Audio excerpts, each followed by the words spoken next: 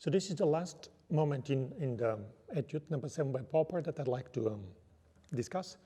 And it's the very end of it. This is bar, I believe, 28,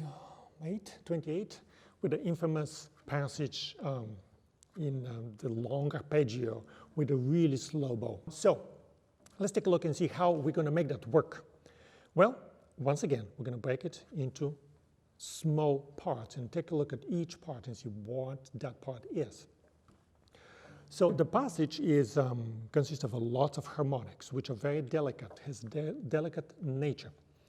And even though intonation can be saved here with the use of harmonics, they sometimes they can speak, sometimes they may not speak. So the difficulty in this passage is combined between the left hand trying to nail those spots with the harmonics, and at the same time we need to be able to sustain really, really slow bow. How slow? Well, we'll talk about it a little later. So what I would do would be to teach the left hand how to play this passage first before I even get to the right hand, because most cellists make the mistakes of trying to learn all of the passage work while trying to sustain a really slow bow, and that's not going to happen, because to be able to sustain it, you have to have a really solid left hand. So let's take a look. The first few notes, I don't need to practice those because they're very easy. First position or second position here, it's not a problem. But then when we get to a higher place, even when we get to A, even that I don't need to practice. Why? Well, that is a really easy place to find. Why? Well, that's the first note we hear every day when we practice, is the note that we use to tune. So we should know where that pitch is, whether we find it with the third finger, second, or even with the thumb. It's not difficult. So I'm not going to spend much time into that area as well, but I will spend time on the following.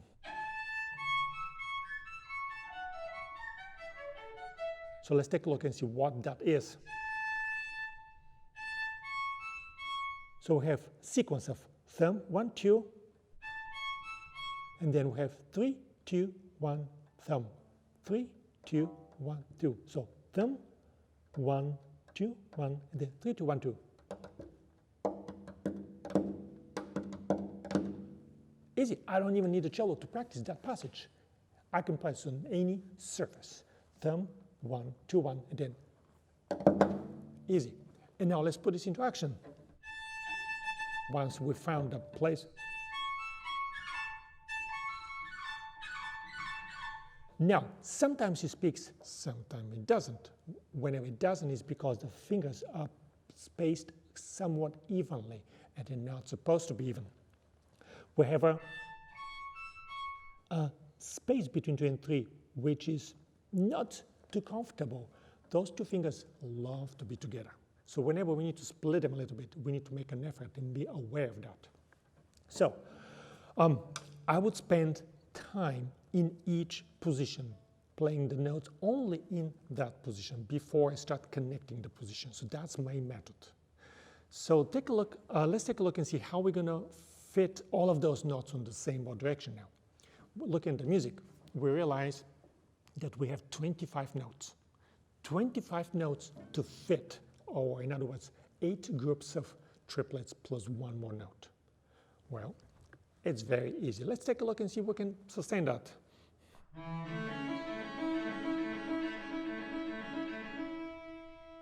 See, I even have an extra bow. If I concentrate, I probably will do even better.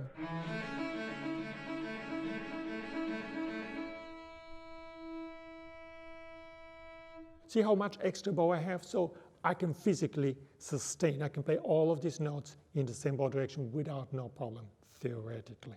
But let's see why this is not happening. By the time I reach there, I have almost exhausted the amount of the bow. Why? Well, there are several reasons for that, but the main reason is because when we shift, we go from that position to that position real quick. So the left hand moves quick, while the right is not. And we're not used to that. Both hands are used to go in sync. When one is rushing, the other is rushing too.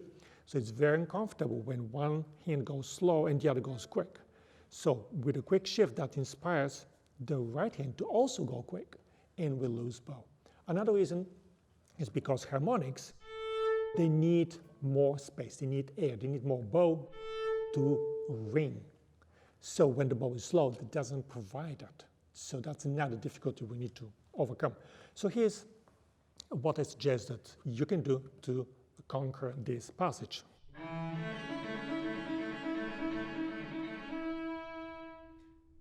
Try to sustain all of the 25 notes within the same position, and then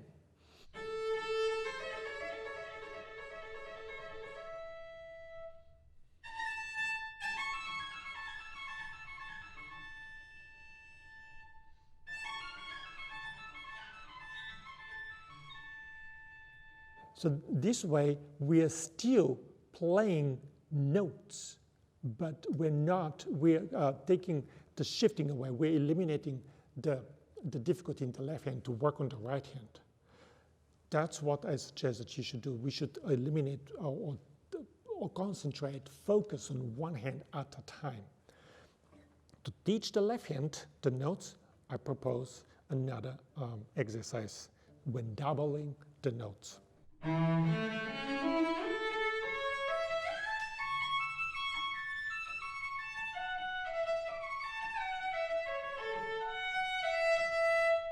Use a lot of bow to kind of see and feel the ringing of those harmonics. And it will happen. It will happen. Check the exercises below. There's more detailed work there, and I believe you will greatly benefit from them.